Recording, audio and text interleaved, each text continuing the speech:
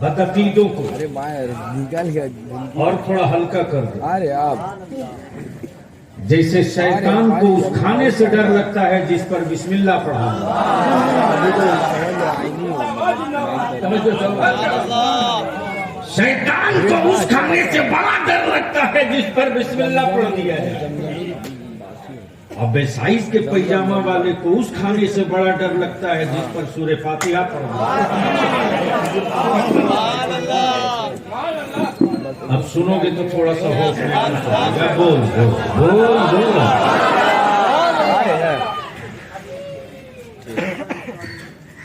इस वक्त पूरे मुल्क में नहीं, पूरी दुनिया में, सिर्फ भारत की बात मत करो, खबरें ना आप पढ़ते हो ना पढ़ोगे, मैं जानता हूं। जो कौम होटल का मीनू पढ़े उस कौम को दुनिया नहीं पढ़ती है। जो कौम बारात में गरीब बेटियों के बाप के दस्तरखान की पहले लिस्ट पढ़े उस कौम की कोई तारीख नहीं पढ़ता। उस कौम की कोई तारीख नहीं पढ़ता। अरे क्यों बेला वजह कभी कभी आईना देखते हो? मत देखो, देखने के लायक नहीं है सूरत। जो गलीज जानवरों के बगल में रहते थे, जानवर के बगल में रह करके खुद को इंसान बनाकर रखा है, जानवर में नहीं किया। अभी कई रोज हुए भारत के संविधान लिखने वाले डॉक्टर भीमराव अंबेडकर की थोड़ी सी खिल्ली उड़ाई, पूरे भारत में दलित भाई उतर गया सड़क पर।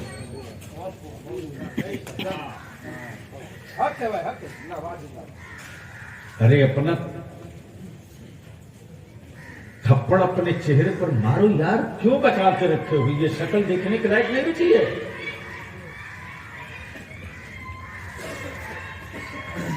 जो जानवरों के बीच रहते थे अपने आप को पहचान गए।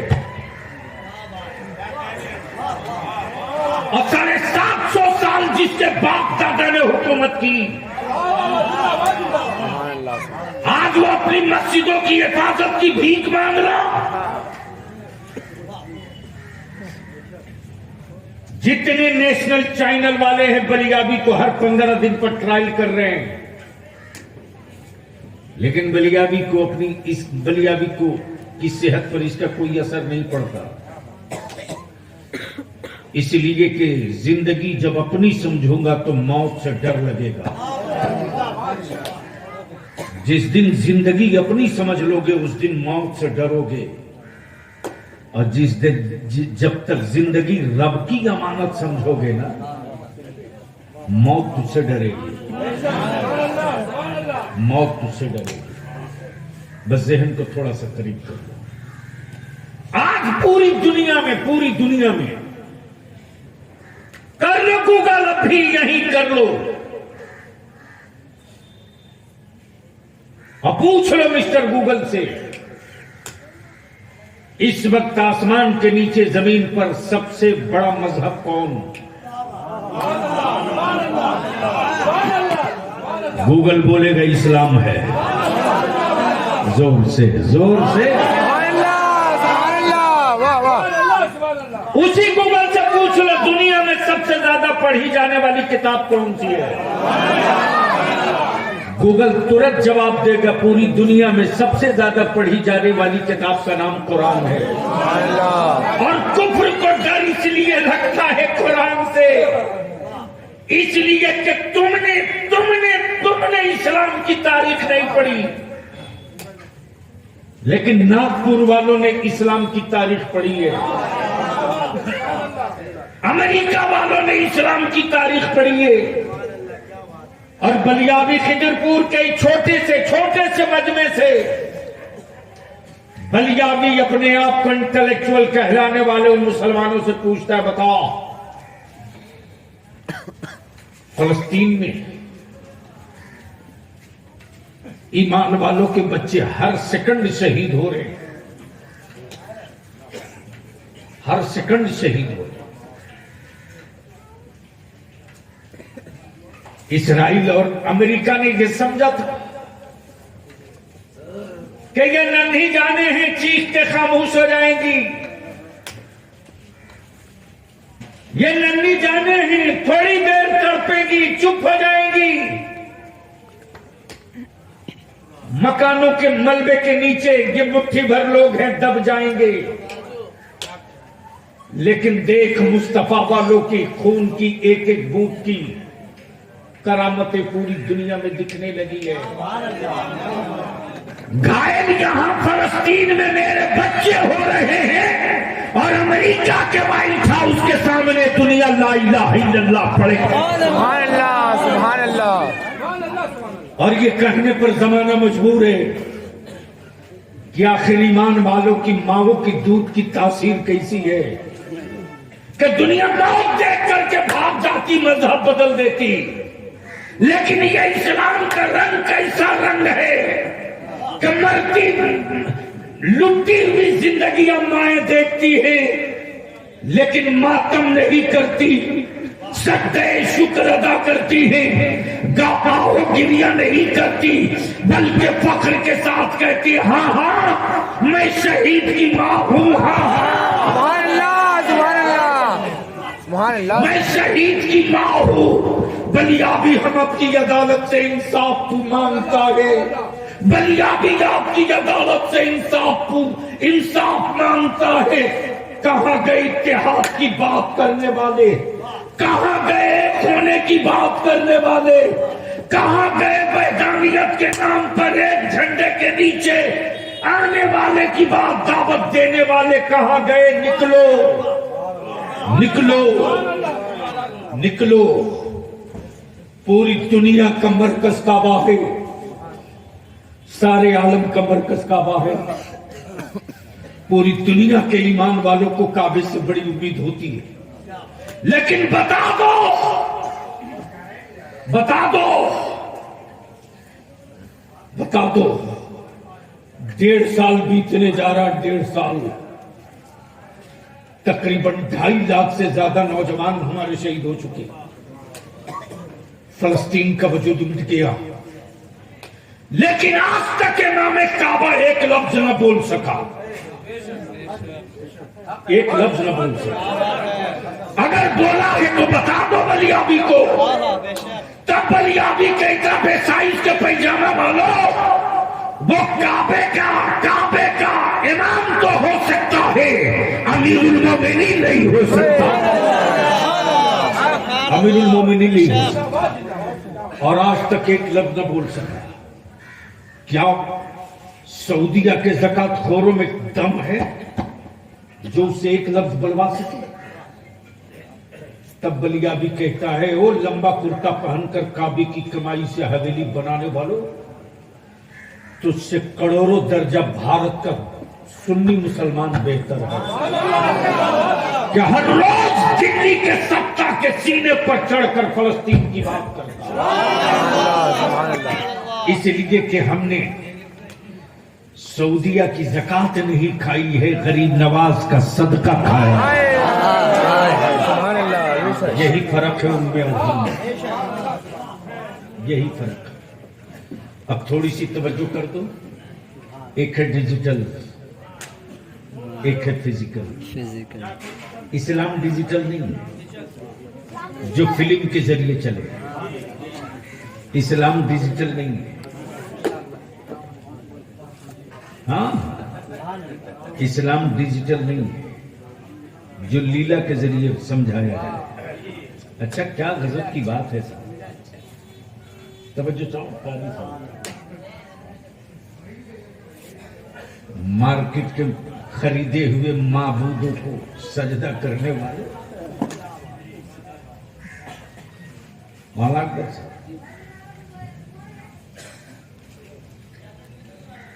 क्या इंटेलेक्चुअल लोग हैं।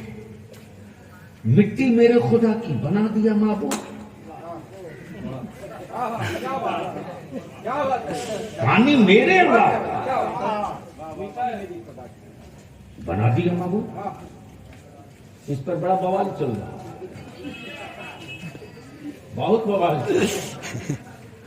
लेकिन बवालों से बलिया भी नहीं लगता, इसलिए कि जिस रईसुल कलम ने उंगलियां थाम कर खड़ा किया है ना,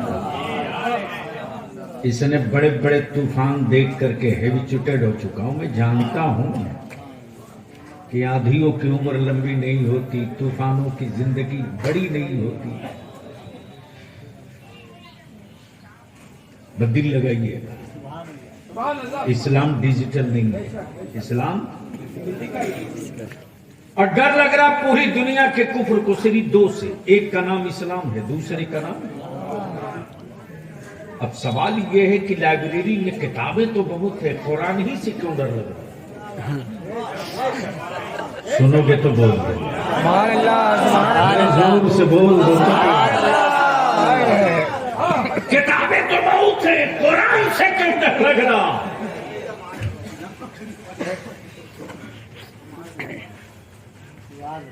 जबकि कुरान करीम की के अल्फाज भी, आयतें भी इसी भारत के परिष्कृत होती है, फिर भी डर लग रहा है। इसलिए कि दुनिया मुसलमान, तूने इस्लाम को सुनकर कबूल किया है, सुनकर कबूल किया है। जिसने इस्लाम को पढ़कर कबूल किया है उससे पूछ कि क्या कैफियत है इस्लाम। खानदानी मुसलमान हो तो तुझे क्या दर्द होगा यार? बाप के खूने जिगर की कमाई बेटे को लुटाने में कहां दर्द है? कुफ्र ने तारीख पढ़ी है, और किसी छोटे की नहीं, बहुत बड़े दबंग की तारीख पढ़ी है। इस्लाम लाने से पहले जिस उमर की दबंगई का आलम यह था कि मक्के में उनसे बड़ा कोई दबंग नहीं था। और जैसे ही 39 लोग इस्लाम में दाखिल हो गए, कितने? 39। तब किसी ने कहा, ए उमर कुछ करो, 39 हो गए, कुछ करो। तो ये वही फारूक आजम रज़ी अल्लाह ताला ने जिन्होंने बरजस्ता कहा था 39 तो हो गए लेकिन 40 नहीं होने दूंगा। ये खबर कौनैन के आका के नजदीक पहुंच गई। रहमत आलम ने फरमाया, अबू बकर घबराओ मत, 40 तो पूरा उम्र से ही किया जाएगा।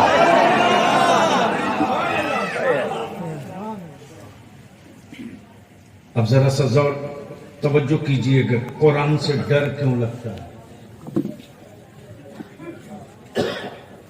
जैसे ही फारूक आजम तलवार लेकर निकले मार्केट में, मक्के में, दिखाने दबंगई के न रहे बांस न बाजे बांसुड़ी, आज नबी रहमत का ही काम तमाम कर दूंगा माज़अल्लाह। जब चले हो उमर इतराते हुए तो किसी ने चुप्पे से कहा, ए उमर कहां जा रहे हो? तो बड़े तेवर में जवाब दिया कि आज मोहम्मद सल्लल्लाहु अलैहि वसल्लम से निपटने जा रहा हूं। तब किसी ने कहा कि वहां बाद में जाना, पहले अपनी बहन की खबर ले लो। बोल कुरान से डर क्यों लगता है? कहा बहन की खबर ले लो, उनसे बाद में पहले बहन की खबर ले लो। जैसे ही फारूक आजम अपनी बहन के दरवाजे पहुंचते, फारूक आजम के कदम कांपने लगे, कदम में थरथराहट आ गई। बहन कुरान की तिलावत कर रही। जैसे ही फारूक आजम ने कदम बढ़ाया, बहन बोल पड़ी, उमर खबरदार, आगे मत बढ़ना, उमर आगे मत बढ़ना, मैं कुरान पढ़ रही हूं, आगे मत बढ़ो, आगे मत बढ़ो। फारूक आजम तलवार जमीन पर रख करके कहते, बहन एक बार और पढ़ दो। क्या कहा? जोर से बोल दो। क्या कहा? जोर से क्या कहा? एक बार और पढ़ दे, एक बार और पढ़ दे। फिर जैसे ही चलना चाहा, बहन कहती खबरदार उमर, इस किताब को छूने की गलती मत करना, इसलिए कि तुम इस लायक नहीं हो कि छू सको। सैयदना फारूक आज़म फरमाते, ए बहन रुक मत, तू पढ़ते रह, बड़ा सुकून मिल रहा, तू पढ़ते रह। दिल की कैफियत बदलते जा रही, तू पढ़ती रह। ऐसा कलाम तो मैंने जिंदगी में पहली बार सुना है, पढ़ती रह, पढ़ती रह। बंगाल वालों, खिदिरपुर वालों, जो नस्लें बदल दे उस किताब का नाम कुरान है, जो सोच बदल दे उस किताब का नाम कुरान है, जो जमीन का नक्शा बदल दे उस किताब का नाम कुरान है, जो कौमों का मुस्तकबिल बदल दे उस किताब का नाम कुरान है। तुमने कुरान को कुरान खानी वाली किताब बनाया, तुमने और माफ कीजिएगा, इसमें हमारी उलमा बिरादरी भी कम मुजरिम नहीं है, कम मुजरिम नहीं। कारी साहब, आपके इदारे शरिया में कितनों बड़ा धरना से तो पढ़ाई के टाइम किसी की औकात नहीं है मेरे बच्चे को कह दे कुरान खानी में चल, नहीं जाएंगे। बलियाबी ने जब कमर कस लिया है कि मांग कर चला लूंगा, सेठों के मोहताज हम तो रहेंगे। जब हम अपने रब के दिए हुए रोजी के मोहताज हैं, तो मेरे मुस्तफा के मेहमान किसी धन्ना सेठ के मोहताज के, जहां रिस्क होगा रब भेजे। लेकिन हम विनती करके कहेंगे, फजीलतों पर तकरीर बहुत हो गई, अब जरूरतों पर गुफ्तगू की जाए, अब जरूरतों पर गुफ्तगू की जाए। अब चादर पे गुफ्तगू की जरूरत नहीं, नस्लों के वजूद कैसे बचाए जाएंगे, गुफ्तगू उस पर की जाए। फजीलतों पर बहुत बात हो चुकी है, अब जरूरतों पर बात की जाए। आज पूछ लीजिए हमारे बच्चों से, पूछ लीजिए कारी साहब कि वर्शिप प्लेस एक्ट क्या है? नहीं पता, नहीं पता। मेरे पास एक कॉपी है, दे दूंगा। 1991 में एक कानून बना, और ये सुनने की चीज है, सुना करो मुसलमानों, वरना वोट की मशीन बन के बनाकर जिंदा रखे जाओगे। लिख लो, कोई मतलब नहीं तेरी औलादों से किसी पार्टी को, वो वाले को, और डराने के लिए ठेका दे रखा गया है कुछ मुसलमानों को। तब बलियाबी ने कहा था, एक अल्लाह से डरने वाली कौम को छुछुंदर बंदर से डराना बंद करो, वरना तारीख पढ़ो। हल्की सी गांठ अफगानिस्तान में खोल दिया गया ना, तो 48 घंटे के अंदर अमेरिका को भागने के लिए मजबूर होना पड़ा। ये तारीख है, इसे कोई इनकार नहीं कर सकता। इसलिए कि कुफ्र को मालूम है कि जब तक सोया है, जाग गया तो सुलाना मुश्किल है। अब मैं यहां थोड़ी सी और अर्ज कर दूं, सुनेंगे 5 मिनट? अरे 5 मिनट सुनेंगे? सुभान अल्लाह, सुभान अल्लाह। हजरत मौलाना सलीम साहब, एक नींद तो हो गई।